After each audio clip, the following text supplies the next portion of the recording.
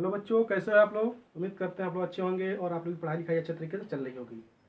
तो हम लोग पढ़ने वाले हैं आज तुल्यांकी भार, या उसी का दूसरा नाम है तुल्यांक भार या तुल्यांक द्रव्यमान। एक ही नाम है, कंफ्यूज नहीं होना, बच्चे इसमें कंफ्यूज हो जाते हैं। तो आपको कंफ्यूजन नहीं रखना अपने दिमाग में। क्या होता है तुल्यांकी भार? तो किसी तत्व का तुल्यांकी भार वह संख्या है। तुल्यांकी भार क्या है? एक संख्या है। असंख्या का कोई मात्रक होता नहीं है, तो ये ध्यान देना, इसका मात्रक नहीं होता। तो किसी तत्व का तुल्यांकी भार वह संख्या है जो यह प्रदर्शित करता है कि उस तत्व का कितना द्रव्यमान हाइड्रोजन के 1.008 ग्राम या ऑक्सीजन के 8 ग्राम या क्लोरीन के 35.5 ग्राम से संयुक्त करता है, या उससे क्या कर देता है, उनके यौगिक में से प्रतिस्थापित कर देता है। समझिए इसको। जैसे मानिए एक हमारा क्या है, एक तत्व सोडियम। अब ये सोडियम का जो है कितना तत्व का तुल्यांकी भार संख्या की जो प्रदर्शित करता है कि उस तत्व का कितना द्रव्यमान, इस तत्व का द्रव्यमान मानते हैं टोटल जो है 23 द्रव्यमान होता है इसका। अब इसमें से मानते हैं 2 द्रव्यमान जो है हाइड्रोजन के 1.008 से, या ऑक्सीजन के 8 से, या क्लोरीन के 35.5 में यानी संयोग करता है, या इस 2 ग्राम जो है इससे संयोग कर लेगा तो ये क्या कहलाएगा, तुल्यांकी भार। या यही 2 ग्राम ऑक्सीजन संयोग कर लेगा तभी क्या कहलाएगा, ये भी कहलाएगा तुल्यांकी भार। या यह जो क्लोरीन से संयोग कर लेगा तो ये भी क्या होगा। यानी कुछ भी इसकी मात्रा जो तत्व है उसका कोई भी चाहे 2-3 ग्राम जो भी हो वो संयोग उसके साथ कर रहा है, या इससे विस्थापित कर रहा है, या उससे क्या कर रहा है, प्रतिस्थापित या विस्थापित कर रहा है, तो वह जो मात्रा है, वह संख्या है, वो क्या है, तुल्यांकी भार है। क्लियर? तुल्यांकी भार कुछ है ना, तुल्यांकी भार जो किसी तत्व का जो है वह द्रव्यमान है जो हाइड्रोजन, ऑक्सीजन या क्लोरीन से क्या करता है, संयोग करता है, कितना, इतने इतने मात्रा के साथ। तो वही उसकी मात्रा जो है क्या हो जाएगी, तुल्यांकी भार या द्रव्यमान, तुल्यांक द्रव्यमान कहलाएगा। अब जो है इसका कोई मात्रक नहीं है, एक संख्या है। अगर इसमें होता क्या है तुल्यांकी भार में, ठीक है, तुल्यांकी भार आपको जो है निकालना है तो फार्मूला तुल्यांक या तुल्यांकी भार बराबर परमाणु भार बट्टे होता संयोजकता। ये फार्मूला आपको याद रखना है। तुल्यांकी भार बराबर होता परमाणु भार बट्टे संयोजकता, इसी को द्रव्यमान भी लिख सकते हैं। अब जो तुल्यांकी भार है, ये संख्या, इसका मान जो आता है पूर्णांक के रूप में आएगा। अब कभी कभी जो है ग्राम, क्या है, ग्राम तुल्यांकी भार आता है, तो ग्राम लगने के बाद ये जो इसका जो मात्रक होता है वो ग्राम में आता है, इसलिए इसका नाम ग्राम तुल्यांक भार या ग्राम तुल्यांकी भार होता है। जैसे अगर आपसे कहा जाए ऑक्सीजन का, ठीक है, तुल्यांकी भार निकालिए तो इसका परमाणु भार 16 होता है, असंगतता इस पर चार्ज कितना होती है, 2 से काट देंगे कितना हो जाएगा, 2 8 16 यानी 8 क्या हो जाएगा, तुल्यांकी भार। लेकिन ग्राम तुल्यांकी भार कहेंगे तो यहाँ ग्राम देंगे, यानी 8 ग्राम का ग्राम तुल्यांकी भार हो गया। तो इस तरीके से कन्फ्यूज नहीं होना ग्राम को लेकर और तुल्यांकी भार को लेकर, ठीक है। उसके बाद जो है आपको निकालना संयोजकता, क्या निकालना हो, संयोजकता निकालना हो, संयोजकता। तो इसका फार्मूला क्या हो जाएगा, तो परमाणु भार क्या हो जाएगा, परमाणु भार बटे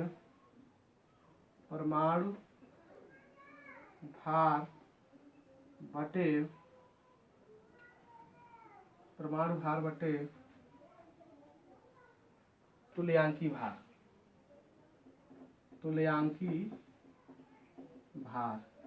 आपको याद रखना है। संयोजकता निकालना है तो क्या याद रखना है, परमाणु बटे, यानी कहने का मतलब क्या, अगर ये फार्मूला आपको याद है, ध्यान देखिएगा, तुल्यांकी भार बराबर परमाणु भार बटे क्या था, तुल्यांकी भार बराबर परमाणु भार बटे संयोजकता, ये आपका फार्मूला था। अब इसको यहाँ भेजिए, इसको यहाँ भेज दीजिए तो क्या निकल जाएगा, संयोजकता बराबर हो जाएगा परमाणु भार बटे क्या हो जाएगा, नीचे आ जाएगा तुल्यांकी भार। ये फार्मूला आपको याद रखना है, आपसे प्रश्न इससे पूछे जाएंगे आपको। जैसे कहने का मतलब पहला प्रश्न, एल्युमिनियम एक धातु है जो कि +3 से जब तक दर्शाती है, इसकी तुल्यांकी भार ज्ञात कीजिए। तुल्यांकी भार निकालना है, तुल्यांकी भार बराबर क्या होता है, एल्युमिनियम का परमाणु भार कितना होता है, तो आप याद रखिए 27, कितना होता है 27, अब बटे संयोजकता कितना दिया, 3 से 3 9 27, ये जो है इसका जो तुल्यांकी भार होगा एल्युमिनियम का कितना हो जाएगा, 9 हो जाएगा। अगला प्रश्न इसमें लिया गया है, किसी तत्व का परमाणु भार लगभग 26.8 है, यदि उसका तुल्यांकी भार 9 हो तो उस तत्व का सही परमाणु भार ज्ञात करना है।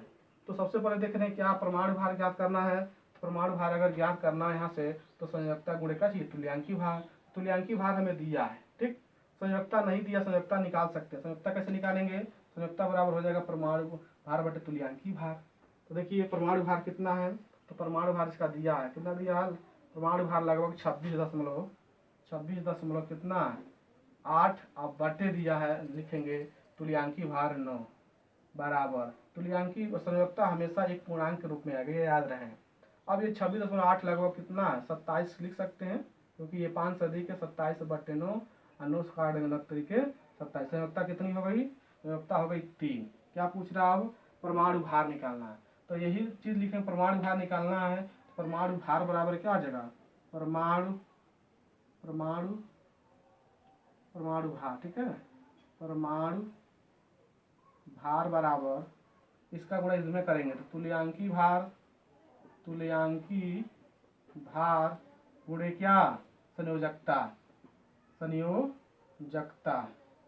अब तुल्यांकी भार कितना 9 है, संयोजकता कितनी थी 9 तरीके 27, यानी इसका जो परमाणु भार होगा सही में वो क्या होगा 27 होगा, ठीक है। 27 ग्राम भी कह सकते हैं।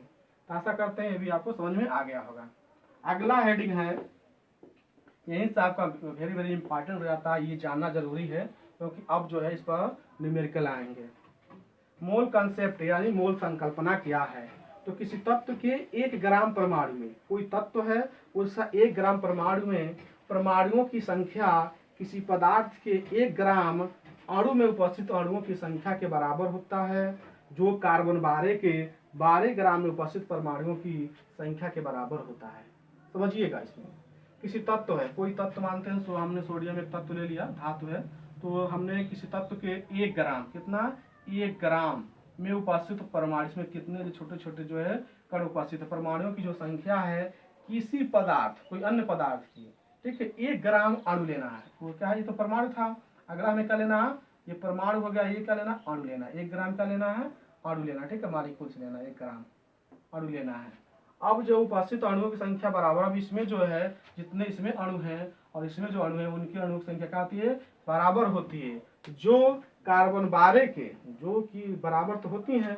अब तीसरा नंबर आता है कि जो कार्बन 12 है तो उसके 12 ग्राम है, कार्बन 12 की करना चाहिए, यहाँ सब 1 ग्राम था और यहाँ पे क्या होना चाहिए 12 ग्राम। तो कार्बन 12 जो है आपका तत्व उसके 12 ग्राम में उपस्थित परमाणुओं की संख्या के बराबर, यानी ये तीनों आपस में बराबर होते हैं। ये परमाणुओं की संख्या, ये अणुओं की संख्या, ये आपस में बराबर 1 ग्राम में, और जो कार्बन 12 है उसके 12 ग्राम में उपस्थित जो परमाणु हैं, ठीक है, उनकी संख्या की क्या होता है बराबर होता है। अब वो संख्या आपको याद रखना हमेशा के लिए, ठीक है। 1 मोल क्या याद रखना, 1 मोल जो है 6.023 यानी 23 और 10⁻23 यानी जो 23 है 23, इतने कण, 1 मोल में जो इतने कण उपस्थित होते हैं, या 1 मोल परमाणु में 6.023 × 10⁻23 परमाणु होते हैं। फिर 1 अणु में फिर क्या होगा, 1 अणु में क्या होगा, सब वही रहेगा, एक यहाँ पर लिख सकते 1 अणु क्या होता है, 1 अणु बराबर होगा 6.023 × 10⁻23, ठीक है, अणु हो जाएंगे।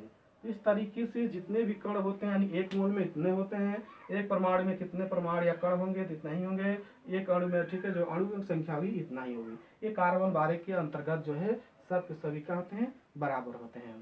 तो आशा करते हैं ये भी आपको समझ में आ गया होगा। और वीडियो लंबा हो रहा, अब हम लोग जानेंगे अगला हेडिंग अगले वीडियो में, तब तक के लिए धन्यवाद।